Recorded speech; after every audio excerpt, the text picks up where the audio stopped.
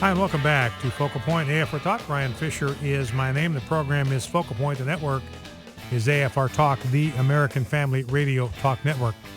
Now, if you followed the news and you listened regularly to Focal Point and AFR Talk, you know that over the last number of months, there's been this unbroken string of victories at the state level for same-sex marriage, for sodomy-based marriage. Minnesota, Rhode Island, Vermont, just one place after another. And it seemed like there was this steamroller. We've even had some pro-family groups that have pretty much dropped out of the culture war altogether on the issue of marriage. They're saying, hey, it's inevitable. There's nothing we can do about it. We just have to accept the fact we've lost this generation. They believe in same-sex marriage. We can't stop it. We can't change it. There's nothing we can do about it. We just have to accept defeat here and start changing our target. And then along comes a result in Illinois on Friday, which was a remarkable event and a departure from what we had seen just in the recent past. This is Illinois, which is a blue state carried decisively by Barack Obama in 2012. And yet, despite all of the way in which the cards had been stacked against the natural family, natural marriage movement, natural marriage prevailed last Friday. And here to help us sort through all of that is David Smith, Executive Director of the Illinois Family Institute. David, been a guest on this program before. David, welcome back to Focal Point with Brian Fisher. Hello, Brian. Thanks for having me. Hey, well, David, and number one, I just want to say congratulations on the work that you and your coalition did, and we do thank God for working through you to get this done, absolutely. And we were privileged to play a small part in that by just kind of sending out some alerts to people on our network that are in the state of Illinois, but you and your coalition really were the ones that carried the ball on this deal. So talk to us just for a moment before we get into some of the details about this coalition that worked together to defeat gay marriage in Illinois. Who was a part of that? Well, quite simply, the body of Christ. Yeah, I'm talking black churches, Hispanic churches, Asian churches, white churches, evangelical and Catholic, Protestant. They were all involved in sending a message, an unequivocal, clear message to our state lawmakers that no, they would not tolerate the redefining God's institution of marriage. Now, let me ask you about the evangelical church. I want to ask you about the black church in just a moment, and the Hispanic church also, because that's fascinating to me. But one of the complaints we've had about the evangelical church in state after state is they just haven't been engaged. They're not involved. But it sounds like maybe this time they're starting to wake up. Well, believe me, we still have our problem spots. We still need to get more involvement from other churches, especially the white church. But I think that seeing people like Dr. Erwin Lutzer, who's the head of the Moody Church downtown Chicago, and some of these black preachers who are, high profile in the media coming out, really, gave some courage to some others. And saw their leadership and said, we're going to go out there too. We're going to go out there and proclaim truth despite the name calling and the consequences that may come. Now, talking about the black church just for a moment. Now, this is Illinois. This is Barack Obama's home state. He's a noted proponent of same-sex marriage, and yet these black pastors were sort of willing to defy some other very prominent black leaders and take a stand for natural marriage. How do you explain that? The fear of God trumps the fear of man. And how how important or how decisive was their willingness to speak publicly and take a firm stand? How important was that in the outcome? Oh, it's vital. Let me just give you a little background here. In the last election, in 2012, Democrats in the state of Illinois gained a supermajority in the House and a supermajority in the Senate, both their chambers. They don't need one Republican to vote for anything to pass their legislation.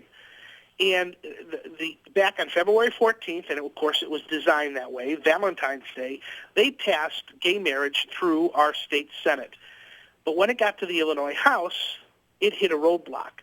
Well, first of all, we held a huge lobby day on February 20th, just a few days after they passed it in the Senate. And we had over 4,000, some say even 5,000 people come down to the state capitol and make their presence known to our state lawmakers. I think that killed their momentum. But going back to my other point, I'm sorry, going down a rabbit trail. The Democrats have 71 votes in the Illinois House. They only need 60 votes to pass this piece of legislation, but they couldn't do it.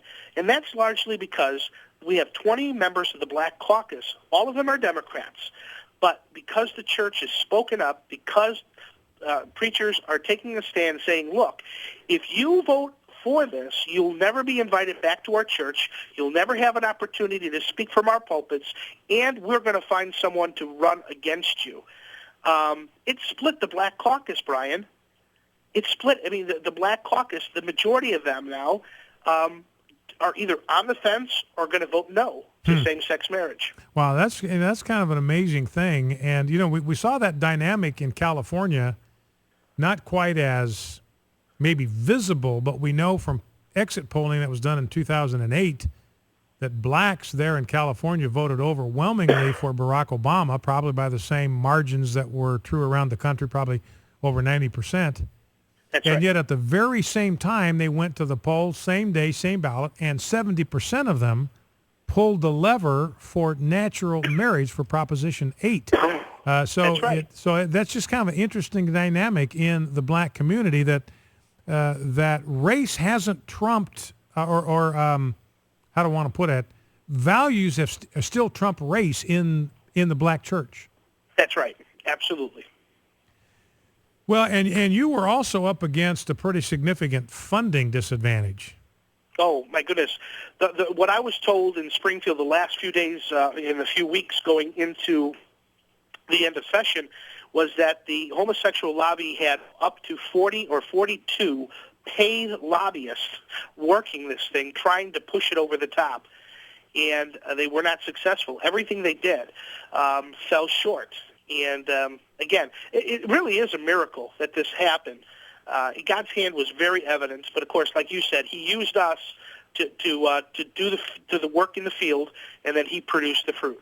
You know, it's interesting. You think about, I think you had 4 lobbyists working on our side of the ledger, That's right. 42 on the other side, and the funding disadvantage was something like 4-1, wasn't it? Didn't they? Well, or I maybe can't worse? speak for all the groups that were involved here. I know that, you know, we spent a good portion of our budget on this fight, but it is a fraction of what the homosexual lobby paid on this, you know, invested. You know, it's interesting. I just think about, you can't help but think about the parallel to Gideon. You know, we started off with 32,000 men. The enemy had 135,000. And God says, you got too many. You got to get rid of some. So He does the thing, and He loses 20,000 of them. He's down to 10,000. And God says, you still have too many for me to deliver them into your hands. And He got down to a group of, you know, just 300 warriors, and they were the ones that carried the day. And so despite the odds, and despite from what would be a human perspective, that you were outnumbered, outgunned, outmanned, outspent, nevertheless the truth and righteousness and morality still prevailed on that day. And so that is fantastic news, David. We want to, again, congratulate you for that, and just sort of enjoy this moment with you. But also, this battle may not be over, even in Illinois. No, it's not over by a long stretch. This particular session that we're in goes all the way through January of 2015, right before the new session begins. And so we have a veto session in October, which is 3 days in October, 3 days in November, and then we have 5 months, January through May of 2014, to deal with. So the fight is not over, and of course we're praying that those who have partnered with us are not going to grow weary, that we're going to remain strong and not allow this to go through. But this is a tremendous lesson for those who have observed politics, especially those who say, you know, especially of right-wing conservative politics, that we shouldn't be talking about social issues to win elections. We shouldn't be talking about marriage and pro-life. But the fact of the matter is, you look here in Illinois, it was moderate Democrats that killed the marriage bill. That's who killed it. It wasn't right-wingers. It was moderate Democrats. And so what the conservatives did there is just simply articulate conservative values, appeal to the constituents of these elected lawmakers to let them know how they felt. And despite the color of the flag they were marching under, they still were compelled to recognize the importance of preserving natural marriage just because people spoke up and made their voices heard. Yeah, that would be awesome. Yep. Well, and it's a powerful thing because you think of Illinois as a blue state, and you think if there's any place where gay marriage would have the home field advantage, the supermajorities in both houses. You got a Democratic governor. It's the home state of a president who supports gay marriage. You'd think, man, it ought to be a slam dunk. So this clearly tells us, David, that it's not inevitable that same-sex marriage is going to rule the day in America. And it tells us that it's not as popular as some people, especially the media, likes us to think it is. Well, David, tell us how people can get more information about the Illinois Family Institute. Well, you can go to our website at illinoisfamily.org. That is all spelled out, illinoisfamily.org. You can subscribe to our emails right there on that front page. Okay, and don't hesitate to donate to the work that David and his team are doing. They're doing fantastic work, and we need it. To have this kind of victory in Illinois is certainly an organization that merits your financial participation. As David indicated, coffers kind of depleted fighting the good fight on this battle, so please give them some help if you can, illinoisfamily.org. Well, David, again, congratulations. God bless you, and thanks for the great work you've done here upholding our values. Thank you, Brian. God bless you. David Smith, Executive Director of the Illinois Family Institute, on really a remarkable victory for our values in the state of Illinois. I mean, if there was any place where you thought, man, this game is over before it starts, it would be in the state of Illinois. But it turned out because of the hard work of David, the Hispanic Church, other pro-family organizations, I think the National Organization for Marriage, I think they weighed in by making some robocalls. They were the ones, remember, that the IRS leaked, somebody at the IRS leaked their confidential 990 information, identity of some of their larger donors. That's a felony offense. That was National Organization for Marriage. They contributed by making these robocalls. David Smith, Illinois Family Institute, other like-minded pro-family groups in Illinois carrying the water there to a great and glorious victory. And again, we want to stand by them and help them to protect that victory that they won the hard way. Focal Point AFR Talk. Give us a call, 888-589-8840, 888-589-8840. Be right back.